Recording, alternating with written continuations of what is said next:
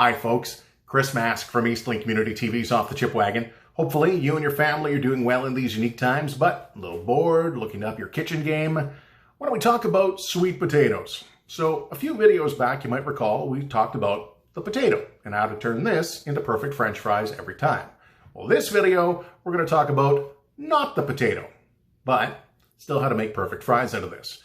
Remember, sweet potatoes and potatoes, completely different families. Much like water spinach, the sweet potato, it's actually part of the morning glory family. But it's not like it's a new vegetable. When you take a look at agricultural research and archaeological evidence, sweet potatoes, they've been around since like 2500 BC. You know, they've been in Peru since about 750 BC. The Polynesians have had them about 1,000 years. A rich history in Europe as well, as William Shakespeare, he wrote about the sweet potato.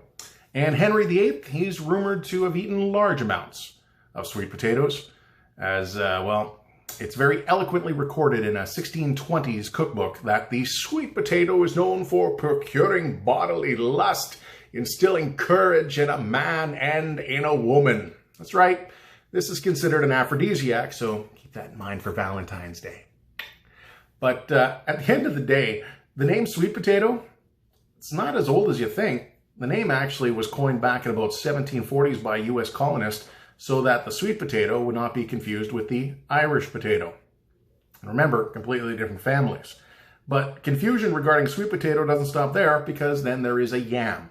In fact, yam and sweet potato, it's often confused, it's often interchanged, and it's pretty much always associated with one another, thanks to the U.S. Department of Agriculture, who has determined there's such a fine line between what is a yam and what is a sweet potato that all their stickers, well, it's going to say yam and sweet potato regardless of if it's a yam or if it's a sweet potato.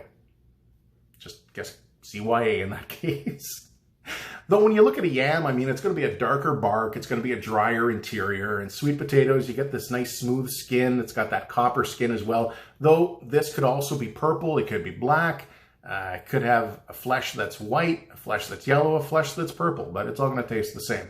When it comes to turning these sweet potatoes, though, into sweet potato fries, I'm going to give you a really good recipe, but you got to have a little bit of pre-planning into this because it starts a day in advance.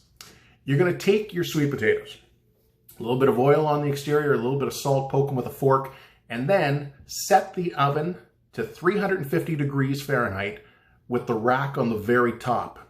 Then bake your sweet potatoes. Here's where an instant read thermometer comes in handy, because you're looking for an internal temperature around 185 to 195 Fahrenheit. That's your sweet spot here. Time-wise, it's about 45 minutes to an hour to bake them. Then take them out, put them in the fridge, forget about them till the next day. That's when you're going to actually make your fries. So here, you can cut them into your planks, your wedges, whatever you want. You want your neutral oil set to 375. And again, we're looking for the Maillard effect here. So we want to get that crispy exterior, that golden color, and that nice pillowy interior.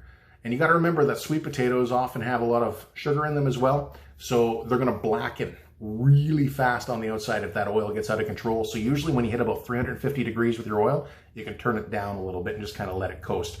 From there, small batch frying. That's the key. Only about 8 to 10 of your sweet potato fries at a time. And it's only going to take 2 to 3 minutes. So it's not like you're investing a whole afternoon into this.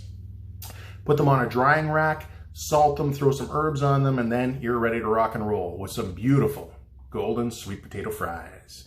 In fact, when you take a look at these here, I'm not sure if my mic's going to pick this up or not, but I should get a nice crunch and that pillowy interior.